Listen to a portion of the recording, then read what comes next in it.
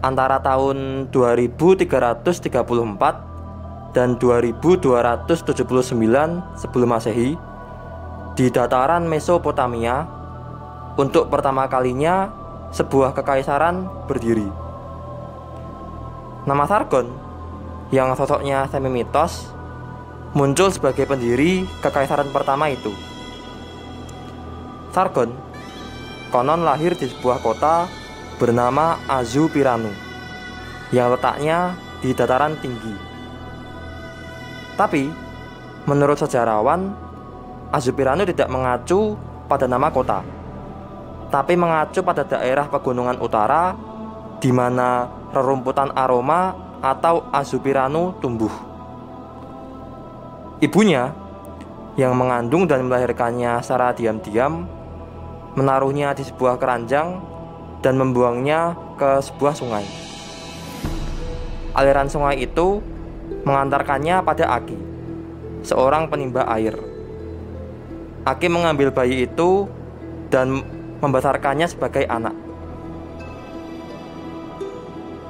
Aki bekerja di istana Raja Kis, Sumeria.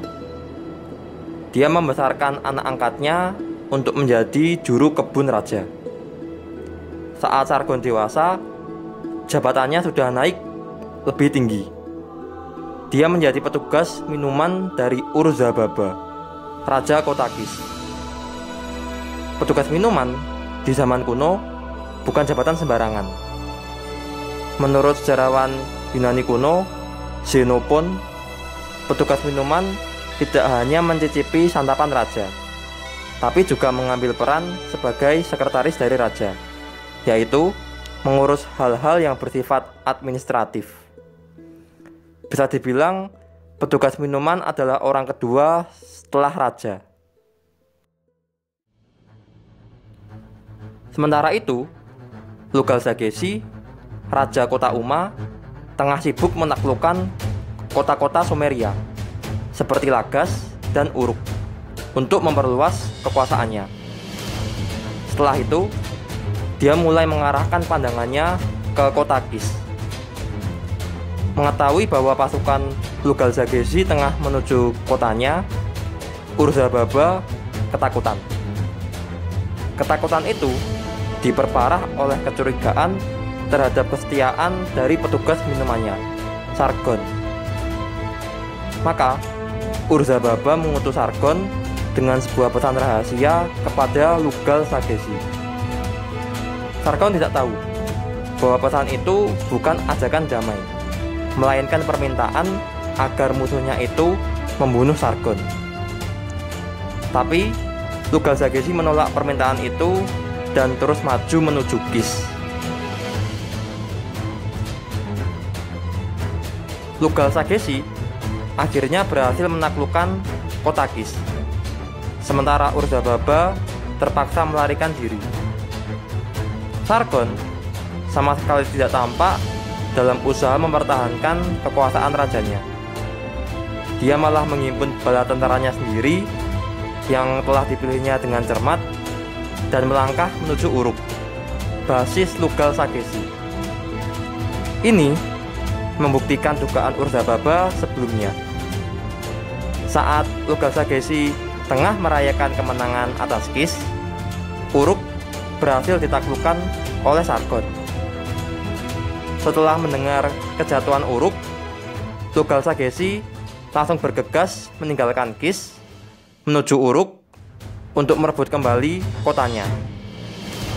Dalam sebuah pertempuran, Sargon berhasil mengalahkan Lugal-Zagesi dan mengaraknya sebagai tawanan di jalanan kota suci di Nippur. Setelah mengambil gelar sebagai Raja Kis, Sargon melangkah ke selatan menaklukkan kota Umma, Lagas, dan Ur, serta menyapu seluruh perlawanan dari orang-orang Sumeria hingga Teluk Persia.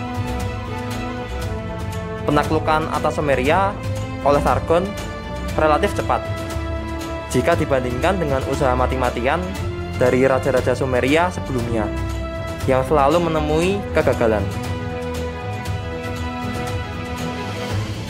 Ada beberapa faktor di balik kesuksesan penaklukan Sargon. Pertama, pasukan Sargon lebih canggih dibandingkan pasukan Sumeria yang bertahan. Karena pasukan Sargon telah menggunakan panah dan busur secara besar-besaran. Senjata yang tidak lazim di antara pasukan Sumeria karena langkanya kayu di sana. Sargon kemungkinan memiliki sumber kayu dari pegunungan Zagros yang mengisyaratkan suatu perencanaan yang telah disusun secara matang.